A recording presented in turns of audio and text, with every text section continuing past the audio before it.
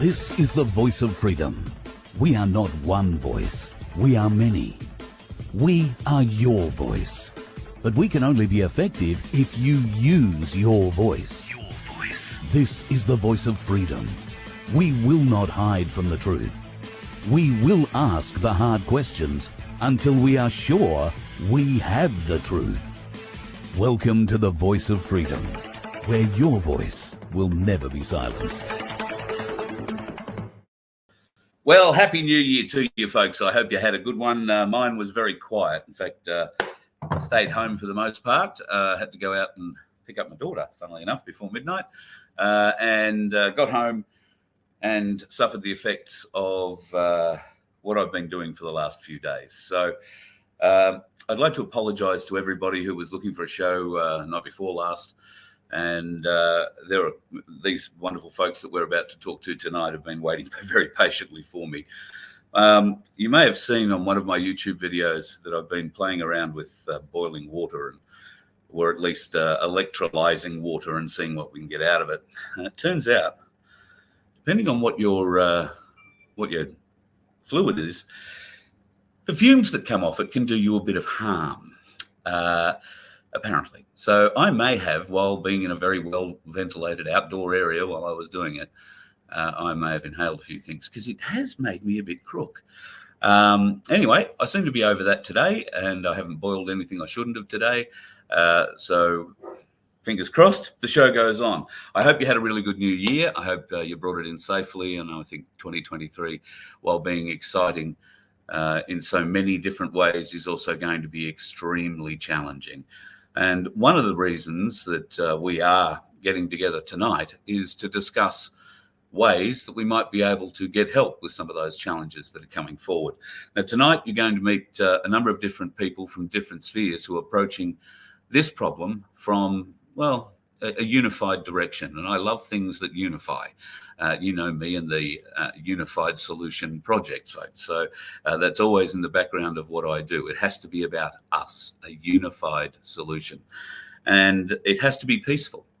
So you may have heard about a magnificent effort that has been put out recently from a Sunshine Coast-based group called Unite in White.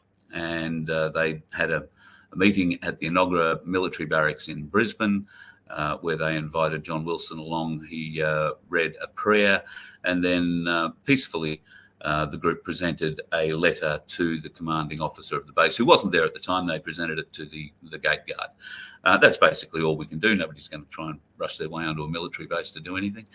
However, this has ignited the fire in a lot of people. And the next Unite in White event will be January the 6th in Canberra. Now, there are great reasons to come to Canberra at any time and help the folks down there. And when I say help the folks, support the folks, remember, it's nearly a year ago that there were, I'm going to say, over 2 million Australians gathered in Canberra to make change happen. And what happened? Nothing. Well, one of the blokes who was there right from day one and is still there today is Dan Vincent. Thank you, Veteran Dan. Thank you for your service, mate. Thank you for coming on the show tonight. I know life in Canberra for you just prior to Christmas was made extremely difficult. I gather you're still set up in the park, so not possible with your camera setup, I'm gathering. But there is another camera setup very close to you too, isn't there? Just outside on a big trailer. That's right. Yeah, they brought in number 5, who's not really alive, to keep an eye on us. Just after Christmas Day, they had an operation against us, and I think we thwarted them somewhat. Yeah, the next day when they came in with the same force or even more force, and we were already there. So, but yeah, I'm not there at the moment. I've just been whisked away. I've got friends and family here on the front who keep watching my back, and so I'm out in an undisclosed location, but I'm still out the bush, and there's home's just behind me with a blanket of belief from Nan Wanda, and my pleasure to be here with you guys in great company for a great initiative. G'day to all, and g'day to all your digital diggers upon the webinets. Thank you very much for joining us, Dan. Of course, it's you and well, how many of you are currently still in Canberra? At the moment, you are trapped where you are in Canberra. So the group at the moment is pretty small from memory. Yeah, there's a lot of people that rotate in and out. like I said, we walk in the footsteps of mighty men and women who have really invested in this cause, the sanctity for children. But yeah, obviously lives called them back. Then the real life dramas have actually caught people as well. Generally 12, sure. But you know, some days the Saturdays and the Sundays are beautiful days. We get a lot more, you know, up to 20. But for a long time there was always 30 plus. But everyone's getting excited now, though. Everyone can feel it. And like you said, this time we'll get the job done as overtly peaceful as possible. Let's bring in the folks who are helping to make a bit of a difference here. I've got Edith, Tim, and Karen. Karen's on our left, Edith in the middle, Tim on the right. And I will not keep him waiting any longer. John Wilson sits in the wings. Happy New Year to you all. I suppose, I don't know, Tim, who wants to start off telling us about Unite in White? Where did it come from? Okay, well, it's in a classic Aussie tradition. It started outside under a tree. And this was in a park on the Sunshine Coast when we'd invited John to come up to speak to a group of us. We didn't know how many people were going to turn up. At the end of the day, I think it was maybe close to 80 or so that were there. And we were just under the tree, and John was absolutely on fire, and he basically just managed to lever us out of our little comfort zone. And so at the end of the talk, various of us threw out suggestions and said, well, what could we do? And then one of the members in our group said, well, what about something in white? We could do something like a Mahatma Gandhi. And so that was received very well. And then we said, well, where's the nearest base?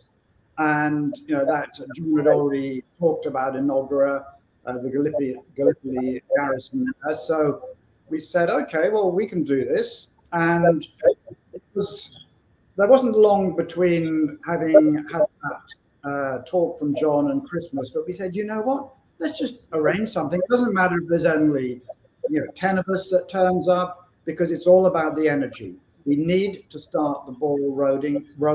We need to get the seed out that this is how Australians are thinking, and that we need to turn to the military to ask them for their help to save us from what has happened, what is happening to our country and the destruction that we are facing.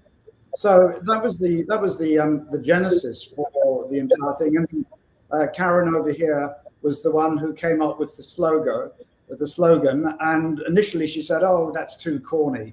And we said, "No, that sounds good. We can all get behind that. Australians can really appreciate the concept of the peace and the purity that wearing white brings, together with wearing the hearts, the red heart for the past and present military, and the pink hearts for the children." And so we just that is how it all started.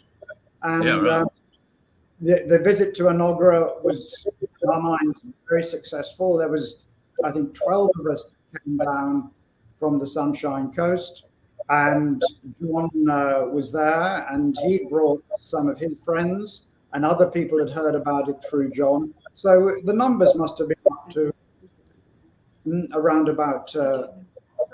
We're not really sure, but 30, 40, something of that nature. Yeah. As I say, it was the object was to just be there, to have that presence in peace, and deliver the letter with the lists of necessary actions that we want the military to undertake. And it was extremely, from our perspective, it was very successful. We had no idea that the videoing of it would just go out and really touch a nerve in Australian society as it has. Yep, sure. John, it's a great, I think it's a very inspiring concept, Unite in White. And while Tim has explained the white, or where the white came from there, it's also symbolic of a surrender to the military, at least asking them to help the people not begging, but asking for the support that we ordinarily would expect of our military in times of crisis. Clearly, my dog's having a crisis at the moment. So how do we push this further forward? I know January the 6th is an important date. Canberra is an important place. Rather than getting 2 million people to turn up at the main step of Duntroon, there are military bases right across Australia. Is this something that we could, not obviously in this short time available now, but is this something we can look at doing at every military base across the country in the future on one day? Oh, absolutely. This is a big moving part. It's not one event, right? This is a concept that will grow. Okay. I think when you say symbolism, you're right. But throughout this whole war against humanity and this whole war for the world, I mean, it's been full of symbolism everywhere you go, whether it's satanic symbolism or Freemason symbolism or whatever you want to look at. It's full of symbolism. And insofar as this event, I mean, look, it is symbolic. I mean, but the symbolic, this symbolic gesture sends a profound message, and I think that's why it has got a huge potential to catch on and literally go viral. Okay, so but there's apart from the symbolism, there's a lot of other practical stuff as to why all Australians should go out of their way to rebuild that relationship with the Australian digger. I mean, there's not a group of Australians here in this country that have been betrayed more than the Australian digger. I mean, we've all had a taste of forced vaccinations and being bullied and intimidated and have your jobs threatened. Well, this has been going on inside the Australian military for a lot longer, and it's been a lot more ruthless. So, they've been subjected internally within the military, and they've been stabbed in the back. They've been betrayed every bit and more as the Australian people. So, quite apart from the symbolic nature of this and the profound message it sends, and the unique efforts to try and rebuild that that partnership with the Australian military. I mean, we've got to also let the Australian military know that we know what's been done to them. We know how they've been treated. We're very aware. I've just uploaded an interview by a guy called ex-Australian military doctor by the name of Dr. Dan Mealy, and he interviews military people and how some of our military diggers, mate, are being treated is disgraceful. It's disgraceful. Yeah, I couldn't agree more with you. Dan, you being a veteran, and you've been on the front line in Canberra, pretty much since day one. You've had assaults against you from AFP, from the Canberra police, and you'd be very familiar with military tactics as well. Are you seeing those sorts of things being employed? And one, from a veteran to a serving military guy, what do you say to these guys when you run into them? Yeah, the first time I saw it was at Parliament, and there was a lot of people, families, kids, and there was police officers there with fully automatic weapons, moving right out toward the people. And I saw that, and I thought that was unacceptable because we'd been unarmed for a long time as the public people. And it's not the sort of sight that you want to be seeing in a very public area in our nation's capital. As soon as I ran at them and warned them out about it, that was unacceptable. They all just scattered and went underground. They're more heavily armed than, or not, maybe not more, but they're as heavily armed as I was on operations. And once again, it's unacceptable. But we're peaceful people. If they want to come and see me, put your weapons down. If you want to go to McDonald's, put your weapons down. The way they were walking around with big watermelons under their arms, just, mate, it's just wrong. Police force is never meant to be like that. No way at all, mate. It's unacceptable. But they don't intimidate us, mate. Yep. No, that's the thing. They don't intimidate us. I know that they can look very intimidating to the general public, but the fact is, if you know the law, or you know that they don't know the law, there is a lot of power in that. And that's a whole discussion for another time, I guess. At the moment, I want to focus on Unite in White. So, Dan, what does that mean to you and to the crew in Canberra? How can Edith and her group, well, what do you want to achieve out of this? Well, we want to inspire the rest of Australians to come and join us. Ordinary people, like, I'm a retired and I'm a housewife. I figured this whole thing, if I can figure it out, there can be thousands, hundreds of thousands of others who can do the same. And we just want to keep it very simple. If you can't go to a barracks, you could do it at your own, in your town's war memorial. You can hold a vigil there.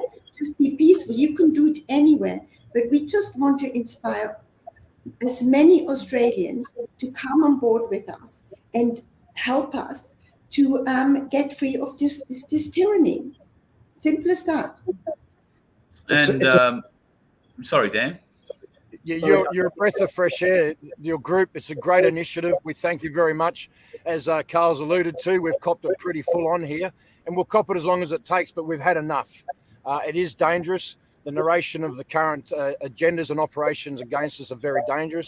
We feel in danger from the establishment, from what would normally be our brothers and sisters at our arms, and not quite at wit's ends, but for lack of a better term. So to see you guys with this initiative, it's really inspired us. It's something, it's a positive action, and it's a time and place that it needs to happen.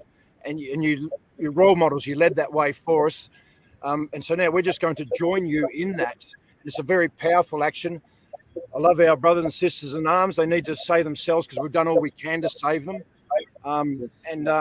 We need them to save us. And I'm not going to back off from that because we've quite clearly shown the Governor-General, the Parliament, the Judiciary, they can't be trusted.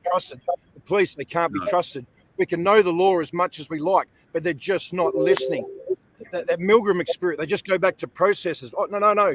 I say, you're hurting me. No, that's the process. You're hurting me. It doesn't matter. So thank you very much. This is something all of Australia can get behind, and I really promote it. I've got a few other different areas. We started Duntroon, of course. It is symbolic again. But then we've also got Headquarter Joint Operations Command just past Queen Bean. And I'd like to even think that our US Ambassador, Caroline Kennedy, might even like a letter to know that we're actually in positive action, imploring our military to stand down Parliament, as I tell the Governor-General every day. Yep, Thank absolutely. You. Thank you. We absolutely share your sentiments. It's, this is the way that we can move forward and rally ordinary Australians to come together. It's very simple. It's an ideology. It's a concept. There are no leaders here. We may have started it, but we're not expecting to head up a movement. The movement is the Australian people banding together. That's it. And, this is such an easy way for them to do it. And you can do it anywhere. And just think of the impact that a group can have once this becomes better known in alt media and maybe even in mainstream media. At a sporting event, all you have to do is get a group of people with yourselves along, dressed in the appropriate way, and with the heart. And inevitably some cameras will be on you. People in the crowd will take photos and upload it to social media.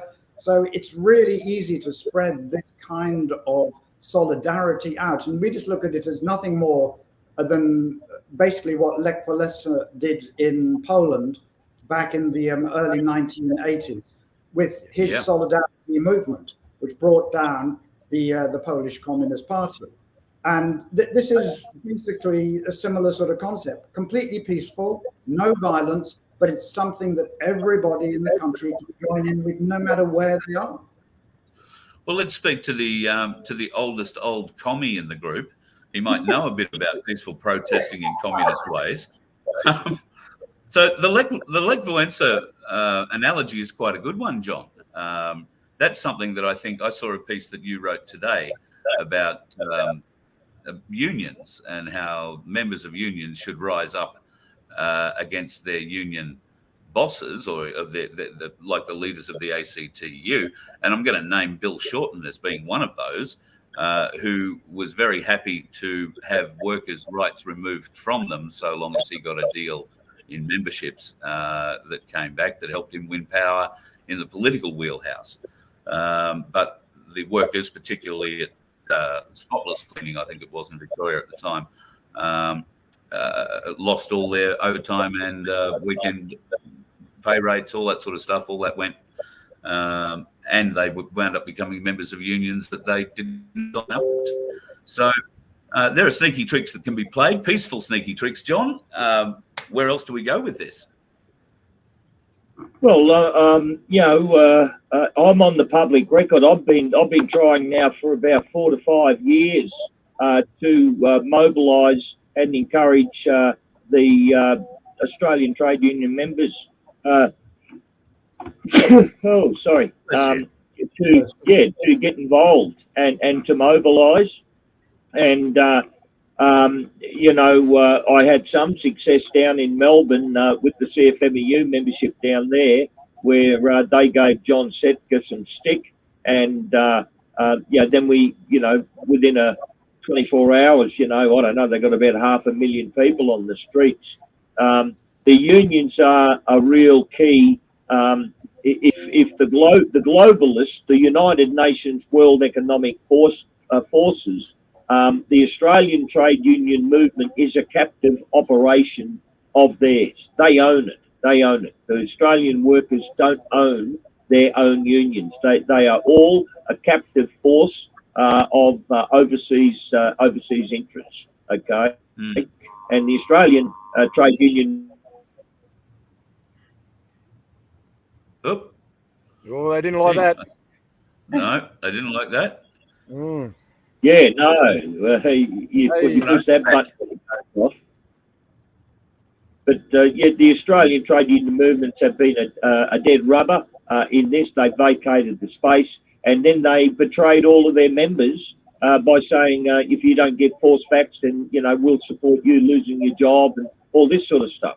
And they need to be mobilised. But the members, instead of looking at the Australian Constitution and so on and try and look for lawsuits there, which is, been said before, no one cares about the Australia. They ignore it. There is no law and order in this land. But, my suggestion is start looking at the constitutions and the rules of your own union and see where they have breached their duty of care and have a measure of liability, and start opening up lawsuits on the unions. That's what should happen.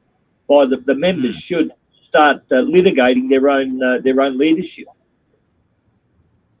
I think you're 100% right, and I think a class action against multiple unions would go pretty bloody well, except, of course, that we can't really trust the courts because the guys sitting on the bench have been appointed by the dickheads that have been allowed to govern us. So you're probably not going to get that justice in the court that we think we might get.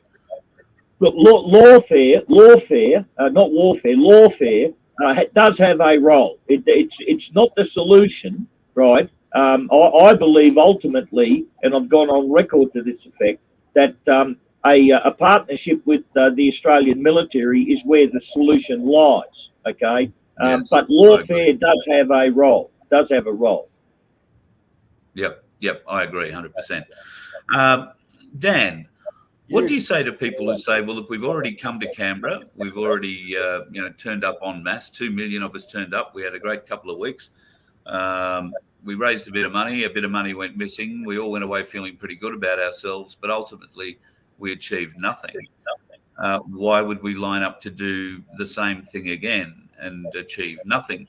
I would raise Brazil as an example. There's certainly a great example of the people continuing to rise up in their millions every week. But, what would you say to the Aussies who, let's face it, you've got to really want to go to Canberra. It's not the kind of place you can drive through and just say, we'll drive through Canberra. You've really got to want to go there. It's almost like you have to now, mate. It's your duty to. This is too important. And I quote the words of Phil. He's quite smart. They say if America loses, we all lose, mate. If Australia wins, we all win. And I honestly believe that the world will see it. Yeah, and I do too. This is their capital. Well, let's do it. You don't go to Kansas if you want to, proclaim to the US Inc. You go to Washington. We've waited for the front to come up. A lot of people say where it is. I don't know. I'd just like to see it. But in the meantime, yeah, Canberra now, it was more, especially to honour all those that did come on February the 12th, many more awake. We just might get it done. But it doesn't matter. There's an army barracks everywhere. There's a government house everywhere. It's time to make the stand. It's the time for positive action. It's our duty to stand. There's more of us awake. The unity. Now just get on to this unity is contagious. Yeah, that was my next thing. Joined it, but this is a real action and it's time. So have faith in your brother. And I love John's words. He's right. I'm a man who walks in faith. But yeah, put on the armour of God and it's time to fight. Stand with your brothers, just like our diggers did in the trenches, mate. They wouldn't let their mates down. They wouldn't let their families down. They did it for those who couldn't fight for themselves. We've compromised them over all this time. You can see it. They're not for us. How many times we have to hit against the authorities to prove they don't care about us? And we need a drastic action to awaken them to us. We still can't pierce this low 3D frequency of fear for control through the mainstream media. We're bashing it. We just still can't pierce it. So yeah, the people stand. We're the plan. We're the answer. And I think you'll see the military stand in for us very quickly because we love our diggers, mate, and no one's copped it more than they have. Yeah. No, I would agree with that 100%. John, you've been calling out certain parts of the freedom media recently. They call themselves journalists. So I've forgotten. What's the name you call them again? Oh, pitch heads. Pitch heads. I just wanted to make sure you were still up with it. People have approached me and asked, why is John having a go at all these people? Why is John ranting and raving about Avi Yemeni and, those sorts of blokes? You and I have discussed this privately. I support what you're doing 100%. I've seen too many.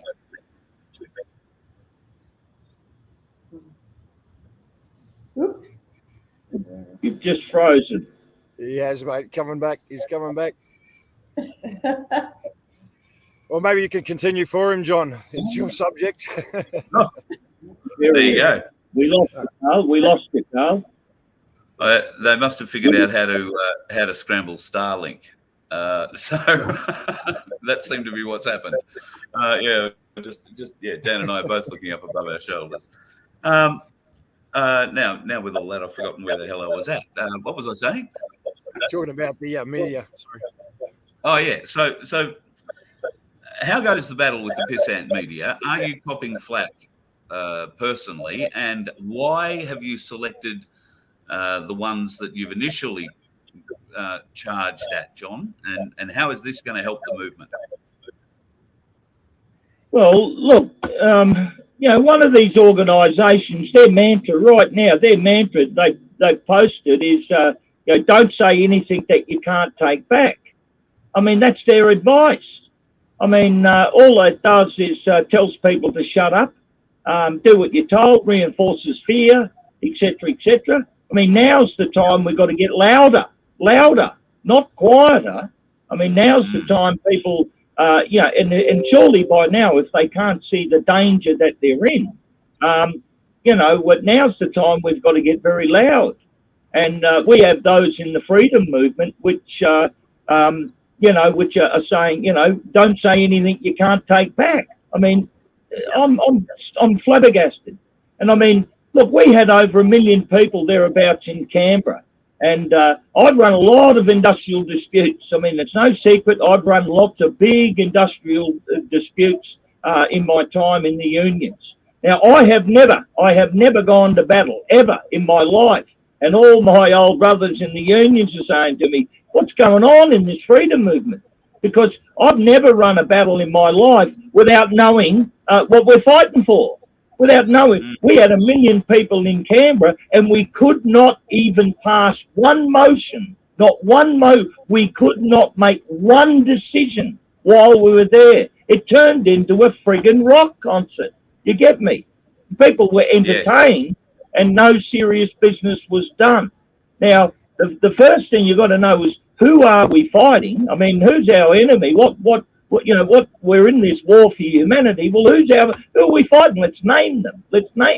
And secondly, what are we fighting for? What's at risk? What's at risk? What are we likely to lose? And that's everything, right? Yeah. But also, what are our claims? What's our statement of claims? We don't have any. I mean, we've got some within the freedom movement on one tangent saying this is what my claims are, and others on the other side, the freedom movement saying something completely different.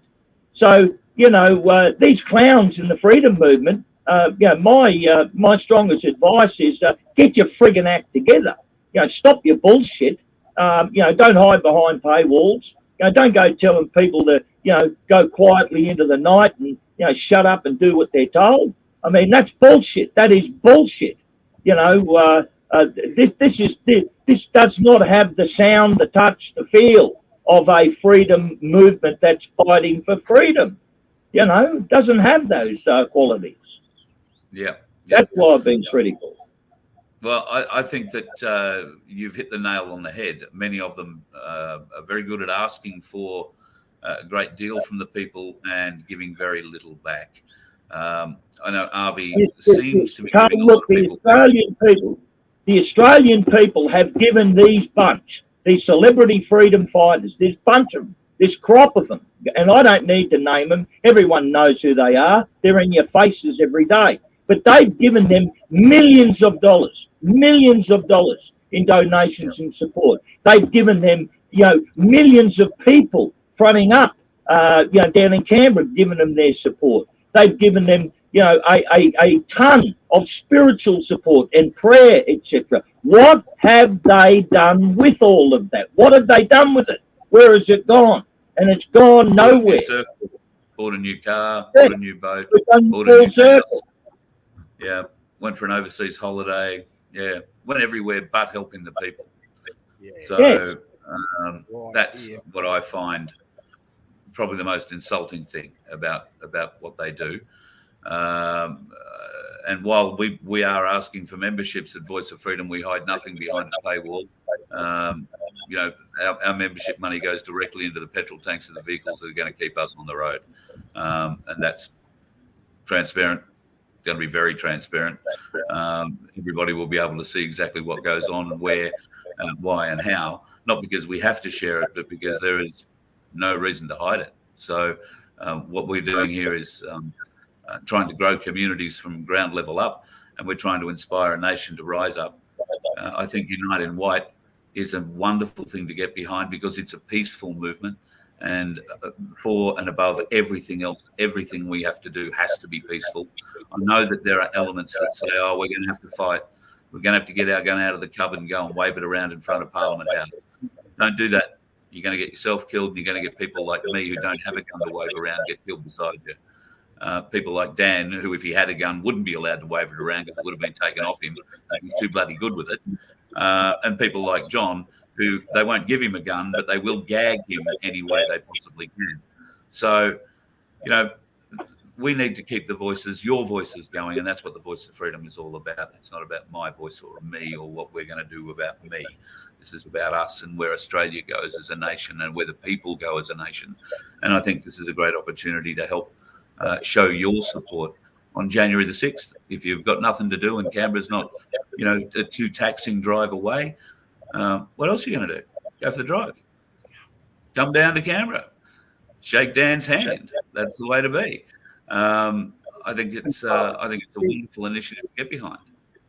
Carl, can we just, I'll hand over to Karen to give an update on some of the other vigils which are being scheduled for the 7th. Absolutely, that'd be great. So it's only been 2 weeks since we were at Inogra. So there's been an amazing group of people come on board on our Telegram page, and we now have a Facebook page. So we've got a lot of interest, and a lot of people are really excited to do, larger events or even just smaller events. So what we have coming up is we're going back to Inogra this Saturday at 10:30. There'll also be at the Keswick Army Barracks in Adelaide on this Saturday. Up near Yeppoon in Queensland, Emu Park, they're also meeting on Saturday. And we've just heard, and it's very exciting, Lismore's come on board, and they're all doing a vigil on Saturday as well. So that's just excellent. There are others coming up. I won't mention those just yet. Excellent. I've got a sneaky suspicion I might know the powerhouse behind what's happened in Lismore in the last few days then. And congratulations to her. If she is indeed behind that's great news. Guys, I am going to... Could we please say something about Lismore? This is Helen from Tenterfield has asked me. She's just on her own. She has said, could we please ask for some veterans in and around Lismore if they would join her? She has just set up a Telegram channel called Unite in White Lismore. And you can find the details. If anybody in Lismore wants to start partaking in this, would you please join that Telegram channel and coordinate it with her? It would be great if we had some veterans there who would greet the soldiers player at the gates there of the barracks. But she's on her own at the moment, together with one other lady. And if we could help her, the people from Lismore, because I think you have a lot of people who listen to your show from around Lismore. So if we could get that out, that would be great. Sure. We might be able to get quite a few people to help there. In fact, I could ask John to put a message out to Dave O'Neggs. He might be able to pick her up on his jet ski and get her to the event. Yeah, he won't listen to me, mate. I'm banned. I guess I probably will be soon after that too. All right, look, I don't want to hold you up. It's New Year's Day, and you've no doubt had a pretty big time, and clearly the powers that be are trying to hack this signal pretty solidly. So I'll say thank you very much to Karen and Edith and Tim from the Sunshine Coast. United, are you guys going down on the 6th, or are you proxying?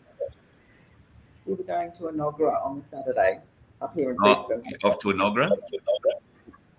Yeah. All right, tremendous. Well, best of luck with that. In fact, I might see you at Enoggera. I can't get to Canberra as I've got some meetings on the Gold Coast next week that I have to be at. But I'll speak over to Enoggera today.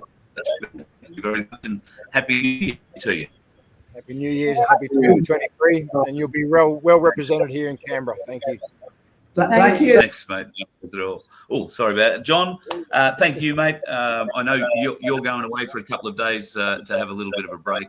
I know I keep promising to come and visit you, and I never turn up. So one of these days, I will change. There will be a bottle of scotch that you owe me, and we will sit down and figure out how to refloat the world from the deck of your boat, I reckon. Yeah, sure. I mean, good scotch, man. There's you don't need much more of an excuse. No, absolutely not. So thanks, mate. You have a good couple of days off, and I look forward to catching up with you next week. Okay, thank you, sir. Good night, everyone. Good night, mate. Cheers, mate. Pleasure. And veteran Dan, mate, all power to you, brother. I feel for you guys in Canberra. You've worked your asses off for us all, trying to get the names of the 28 pedophiles that have been hidden. I think most people on this channel know that I lost most of the respect I had for Malcolm Roberts the day he came out and said, I've been able to find no evidence of such a thing. He must have fallen over and hit his head on the Wood Royal Commission documents while he was not looking too hard. So I support 100% what you're doing, Dan. It's so important that we protect the children. And it's so important that the bastards that have been elected to represent us, that have been perpetrating these horrors on our kids, are found out, are exposed. Some of them are old men, some of them are dead now. But that doesn't mean that what they did cannot be exposed. It has to be exposed, because if it won't be exposed, it will continue. And I take my hat off to all you boys and girls in Canberra. Yeah, mighty women, mate. Yeah, surrounded by them. Yep. Yeah, thank you. Yep. You're all powerful people. I'm delighted that I can be associated with you in some small way and offer what I can by way of support as I can when I can. So thank you, brother, for everything that you're doing. Thank the people around Canberra. And I will be in your neck of the woods in a few weeks. I'll be down with a carton and we'll save the world, hey? Yeah, I'll be privy to a beer or two once in a while. Thank you very much. And I look forward to a Great Australians Rising. We do this with substance of character and intestinal fortitude. Yeah, walk the talk. Bring your heart, It's going to take all the heart we've got. Thank you. That's right. And it's not hard, folks. Just stand up. Stand up. Your heart will stand up and beat with you. And when you stand up and meet others who are standing beside you, it beats harder, it beats stronger, it beats faster. It becomes a lot of fun. Yeah, that's the way it moves. So stand up, folks. Get someone to stand up beside you. Unite, unite, unite. And we're going to do it with this close. Yeah, do it now. We're going to do this, mate. Yeah. Yep, 100%. Mate, you look after yourself. Very happy New Year. And like I say, see you in a couple of weeks. Happy New Year, digital diggers upon the webinets. We'll see you soon at the front. Cheers, mate. Good day, mate. It's great. So thank you to Dan, to John, to Edith, Tim, and Karen. Unite in White is happening in Canberra on the 6th of January. If you would like more information, it is available. You can get it through vofhq.com. I'll put some stuff up on the webpage, and don't bother Cherie with it, although we probably have an email address there somewhere. I'll make sure it goes up on the website, and details of maybe where your local one will happen will be posted up as soon as they become available too. If you are in Brisbane and you're not going to go to Canberra, then Enoggera, and actually they're still here, so let me bring you back in. Hello, folks, back again. What time are we meeting at Enoggera on the 6th? 10:30. Enoggera The on Saturday. 7th. On It's the Saturday. 7th. The 7th. Saturday. Saturday. It's a Beg your Saturday. pardon, on the Saturday. 10:30. Right, 10:30 on the 7th. Yeah, so it's the corner of Lloyd and Norman Terrace. Right, in Enoggera. Yeah. Beautiful. Thank you very much. I'm glad you hung around so you could answer that. I should have got that out earlier. Thank you very much. I'll be back. So yeah, there you go. 10:30 a.m. If you're in Brisbane, I'll see you there. It'll be at that one. Hope your New Year's went well. Hope you're not suffering too much by way of a hangover. I'm not. I've been inhaling, well,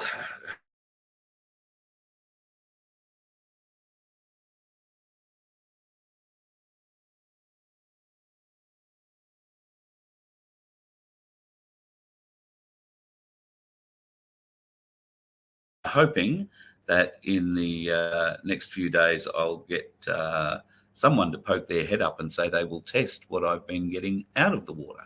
So if you are someone who has access to the equipment required to test what substances are in this water, then I'm very pleased and keen to hear from you. Carl at vofhq.com will get to me, or Cherie at vofhq.com will get to Cherie, who always gets to me regardless where I am. Very keen to see if we can get this stuff tested. A lot of it is magnetic, especially stuff that's coming out of our taps and out of our filtered water. And you might find that hard to believe why it would be coming out of our filtered water. Unless you've got a reverse osmosis system, your filtered water is no better really for the really bad stuff they've got in the water, because while the filter system removes all the chlorines and the fluorides and the thises and the that's and the other bits and pieces, it does not break the water down at a molecular level. So I've been electrocuting water, and what happens when you electrocute water?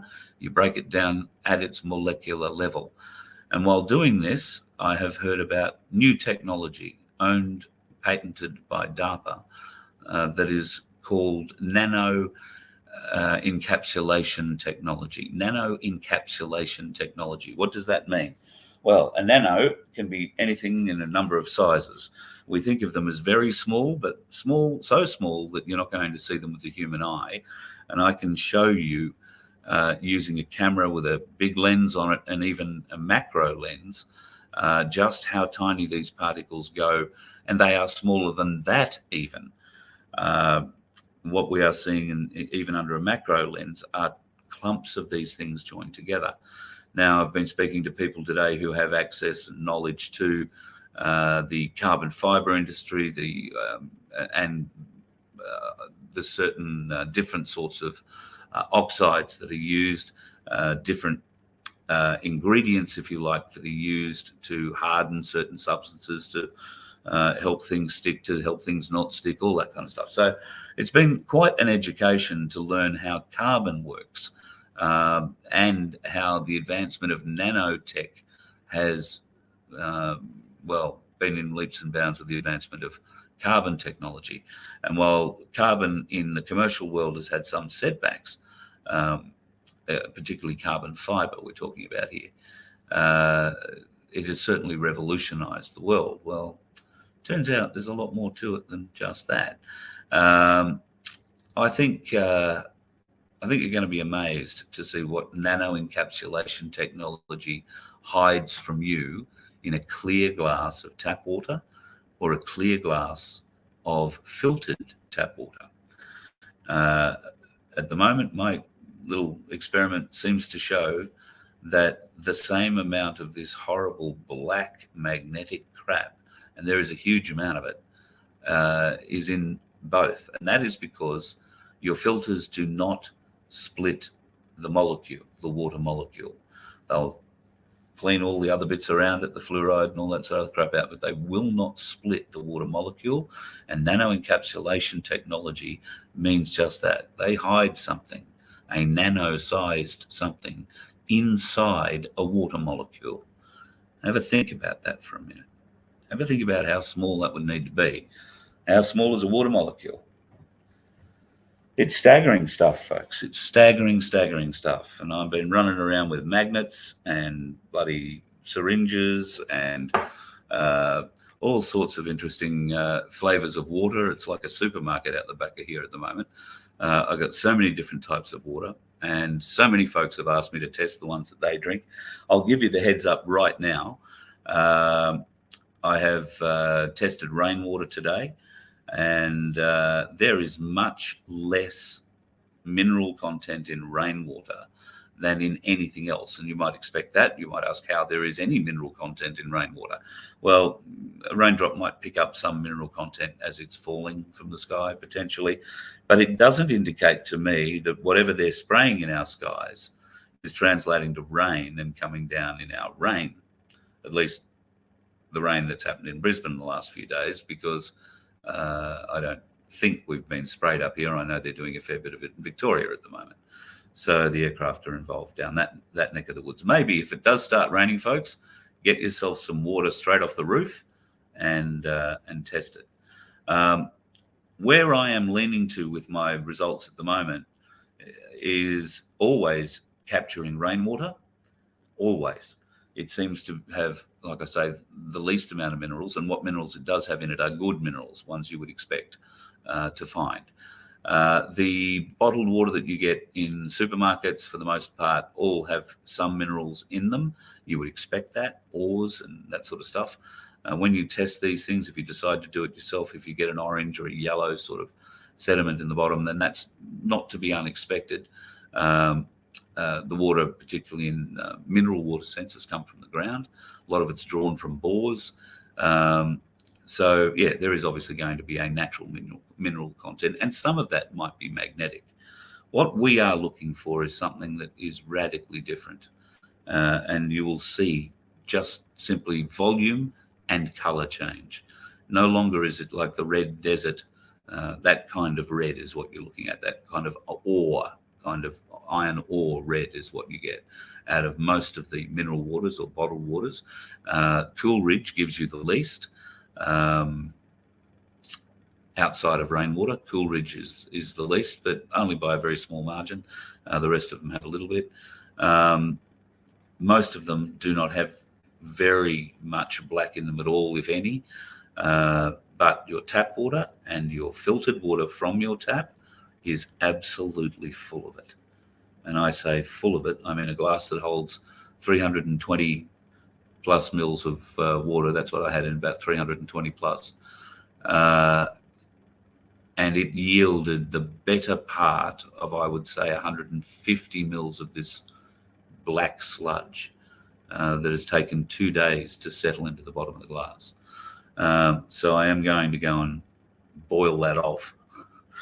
I will go and get a gas mask because I'm sick and tired of making myself sick. But yeah, I'll go and boil that, and that sediment I would be very, very, very interested in getting checked for, whatever it contains. But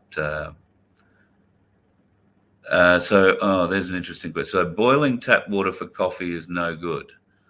Well, I think boiling water is fine. So what I'm doing with the electrolyzers, it's not boiling. It's not boiling the water. It did actually boil the San Pellegrino, which was my mistake. Should only do mineral water for about 3 minutes, not 30 minutes like I did it. Because it's got a much higher mineral content, much more connectivity or conductivity rather, and it carried on. The others didn't boil over at all. The tap water and the filtered water came close to boiling. The glasses were very hot, but it didn't boil. This electrocution process, if you like, of the water is what splits the water molecule, not the boiling process. So that'd be my very basic science sort of understanding to that one, Pat. I think your name was. Nat, you sent me a PM. Oh, with web links to research. Oh, God, Natalie, don't we love you? Now all I need to do is teach you how to use a camera and do the research, and then you can do reports for me. How good would that be? Just saying. Having a bit of a glance up through. Oh, Aussie Cossack was on last night. Did anybody watch that? Did anybody go and pay I don't know how much it is. Is it $4? I think it's $4 to go and be a member a month. I'm just wondering what the upshot of it all was. He was going to make a big announcement. I don't know if that was that the Russians have accepted his application for I was going to say residency. I don't know that it's residency. I think he's just wants asylum, which could eventually lead to residency, I'm sure, because he's not going to be allowed to take up residence in the embassy for too much longer.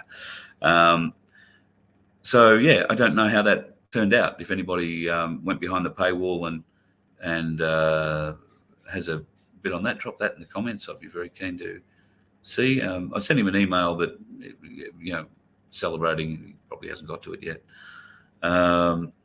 Just having a look through your comments, folks, to see if there's any questions there that I can help with. G'day, Paul. Good to see you in. Tash is telling everybody, A1, folks, if you're wondering, there's a training day on the 6th of January. As though A1 will not be in Canberra for that meeting. Bosie, I guess, won't be in Canberra for that. He's probably on the horn to somebody very impressive from America and talking to them instead. But I'm sure that it'll be an enlightening session for all. Mrs. Cossack. Mrs. Cossack could probably benefit from a character reference. I think we'd all vouch for Mrs. Cossack's character. She is a wonderful human being, a wonderful human being. So we'll see what happens. Aussie Sue.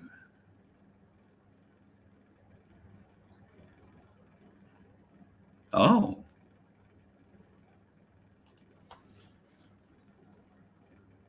Right. All right. Well, if you didn't tell him anything, that's... Or maybe... I'm not going to surmise. Christoph, what am I doing here? Can I put a link to the setup for the water? I'm keen to know what you're using. Well, I'm using one of those Chinese cheap electrolyzers. In fact, I'm using 3 of them.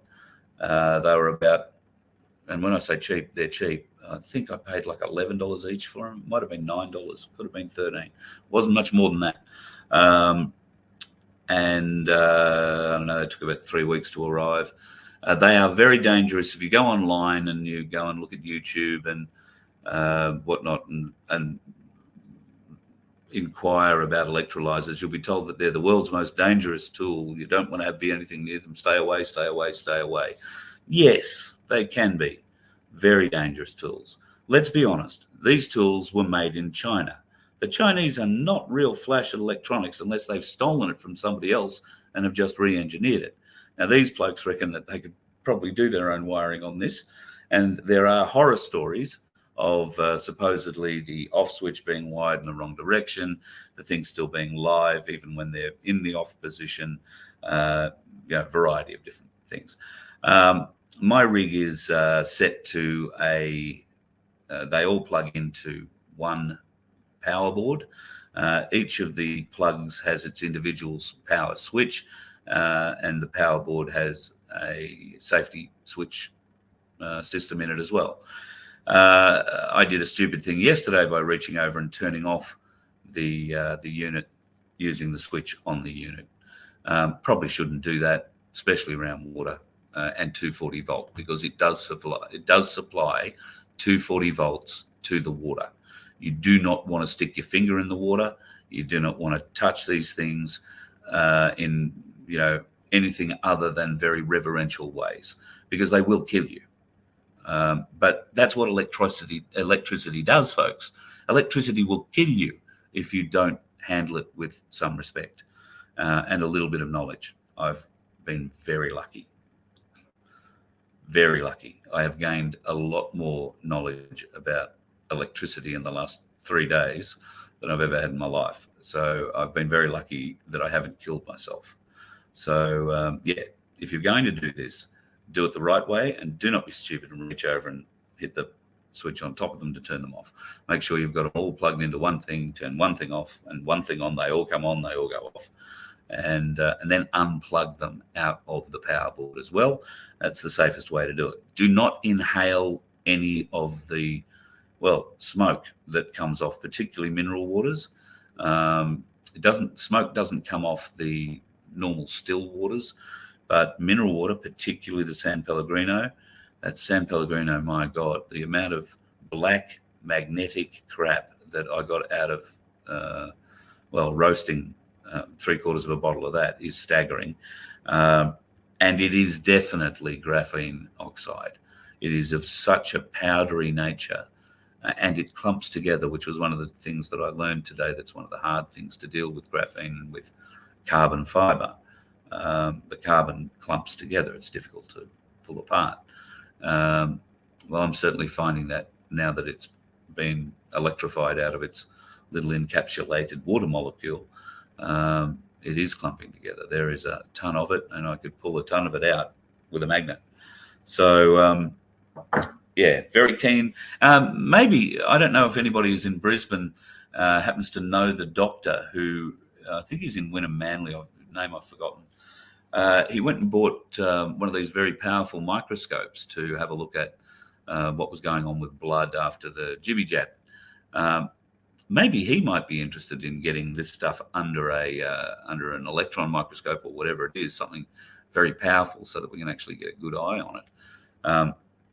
I played around with a bit of it today on paper and a magnet, and the magnet was under the paper, and I was dragging it around on top of the paper. So there's definitely magnetic properties. But having said that, natural minerals that come out of the water, come out of the earth in the water, also have magnetic properties. Some of them.